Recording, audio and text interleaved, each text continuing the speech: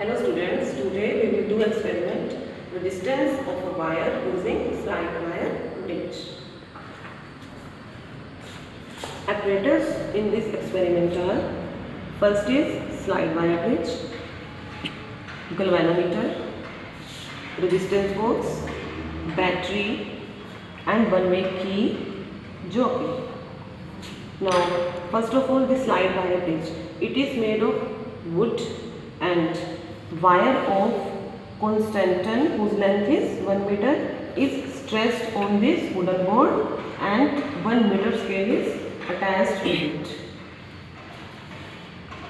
Now what is resistance box? Resistance box में क्या है, डिफरेंट वैल्यूज के रेजिस्टेंसेस इंसर्टेड हैं और हमें जिस भी वैल्यू का रेजिस्टेंस चाहिए उस की को हम बाहर निकाल देंगे तो उतनी ही वैल्यू का रेजिस्टेंस इसमें इंसर्ट हो जाएगा। गैल्वेनोमीटर का जो यूज़ है वो किस लिए है, करंट को देखने के लिए कि करंट इसमें फ्लो कर रहा है नहीं कर रहा, और हमने इसमें बैलेंसिंग लेंथ लेनी है, मींस गैल्वेनोमीटर में करंट को क्या करना है, जीरो। तो गैल्वेनोमीटर क्या होता है, करंट को डिटेक्ट करता है और मेजर करता है, स्मॉल वैल्यू ऑफ करंट को ही मेजर कर सकता है। ये आपकी वन वे की है, मीन्स जब ये की इंसर्ट होगी इसमें तो करंट फ्लो करेगा, बाहर होगी तो करंट फ्लो नहीं करेगा। ये बैटरी है, यहाँ से आप रिक्वायर्ड वैल्यू की 2 और 4 वोल्ट की इस एक्सपेरिमेंट में वोल्टेज यूज़ करोगे। तो जो इसमें कनेक्शंस हैं वो किस तरह से होंगे, सबसे पहले क्या है, ये जो बैटरी है इसका पॉजिटिव जो एंड है वो स्लाइड वायर ब्रिज के इस टर्मिनल से, जहाँ से वायर स्टार्ट हो रही है उस एंड से कनेक्टेड है। देन बैटरी का नेगेटिव एंड ये जो वन वे की है उसके एक टर्मिनल से कनेक्टेड है। वन वे की का दूसरा एंड इस एंड से कनेक्टेड है जो आपके पास स्लाइड वायर ब्रिज का दूसरा एंड है, जहाँ पे वायर की लेंथ खत्म हो रही है, मिनिमम 100 सेंटीमीटर है। इसमें 2 गैप्स हैं जहाँ पे आपको 2 रेजिस्टेंसेस कनेक्ट करने हैं। ये जो फर्स्ट गैप है आपके पास, इसमें आपको रेजिस्टेंस बॉक्स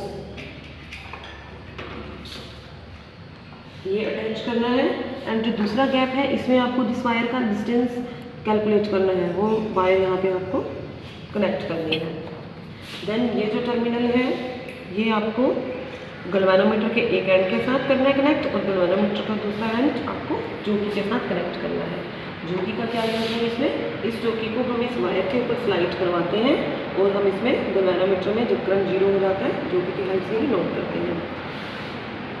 अब ये जो आपको जोकी है इसको आपको जेंटली स्लाइड करवाना है। जेंटली क्यों करवाना है कि इस जो वायर का area of cross section change ना हो, और इसमें हमने कॉन्स्टेंटन की वायर ही क्यों यूज़ की हुई है, तो कॉन्स्टेंटन की वायर यूज़ करने से आपके पास जो कॉन्स्टेंटन की वायर का जो टेम्परेचर कोफिशिएंट ऑफ रेजिस्टेंस है उसकी वैल्यू स्मॉल होती है, मीन्स अगर टेम्परेचर चेंज भी हो रहा है तो उसका रेजिस्टेंस के ऊपर इफेक्ट नहीं पड़ता, इसलिए हम कॉन्स्टेंटन की वायर यूज़ करते हैं।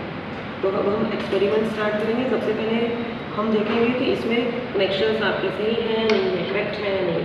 तो वो किस तरह से देखेंगे, सबसे पहले हमने जो रेजिस्टेंस बॉक्स है उसमें से 1 ओम का रेजिस्टेंस इंसर्ट कर लिया, मीनिंग 1 ओम की जो की थी उसे हमने बाहर निकाल दिया, मीन्स 1 ओम का रेजिस्टेंस इंसर्ट हो गया।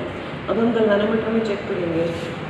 अब इस एंड पे अगर मैं यहाँ पे इसको लगाती हूँ या इस एंड पे लगा रही हूँ तो देखो गैल्वेनोमीटर की जो पॉइंटर है वो 30 से इस साइड जा रहा है, राइट साइड में। तो दूसरे एंड पे लगाने पर ये इस साइड जाना चाहिए, अपोजिट साइड। अब पहले राइट गया था, अब ये लेफ्ट चला गया, तो इससे हमें पता चलता है कि कनेक्शंस क्या हैं, सही है। अब हम स्टार्ट करेंगे, इसमें बैलेंसिंग लेंथ लेंगे।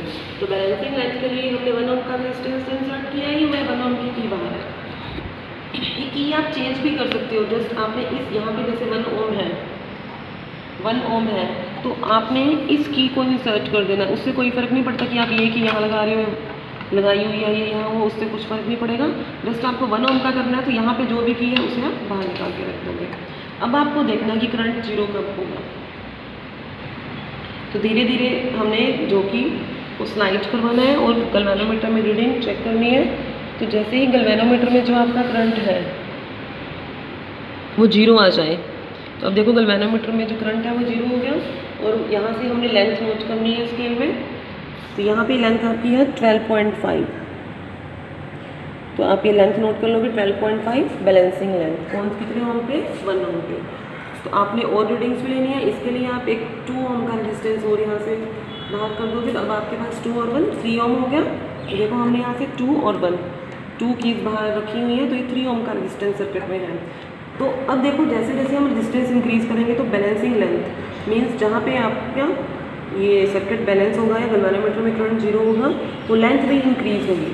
अभी आपके पास रीडिंग 12.5 थी, तो अब आपके पास 12.5 से ज़्यादा आनी चाहिए रीडिंग।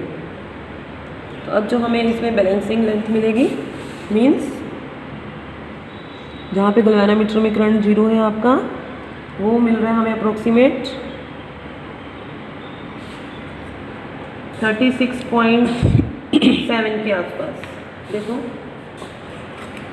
36.7 और 8 के अराउंड। ओके, अब इसी तरह से हम इसमें और डिस्टेंस इंसर्ट कर सकते हैं। अब हमने 2 ओम का और कर दिया, तो 2, 2 और 1 ये 5 ओम का डिस्टेंस हो गया। अब हमें फिर से बैलेंसिंग लेंथ चेक करनी है। अभी हमारे पास 36.8 आई थी, तो अब 36.8 से आगे ही आनी चाहिए। तो आप आगे भी से भी चेक कर सकते हो इसे। अब देखो ये जो आपके पास बैलेंसिंग लेंथ है ये है 50.7 के अराउंड। ठीक है, तो ये जो फर्स्ट लेंथ होती है, जैसे यहाँ पे हमारे पास सबसे पहले आई थी 12.5, तो ये हम मान के चलते हैं L, और जो 100 में से L माइनस करेंगे तो वो चीज़ आपके पास ये 100 माइनस L हो जाएगी। मीनिंग आपके पास एक ये लेंथ हो गई और एक ये लेंथ हो गई। इसी तरह से सभी रीडिंग्स के लिए हमने दूसरी लेंथ को नोट करने के लिए 100 में से उस लेंथ को क्या कर देना, सब्ट्रैक्ट। तो जो फार्मूला यूज होता है इसमें अननोन रेजिस्टेंस के लिए, फार्मूला है आपके पास 100 माइनस L की जो अननोन रेजिस्टेंस है वो 100 minus L upon L into जो आपने रेजिस्टेंस यहाँ से इंसर्ट किया।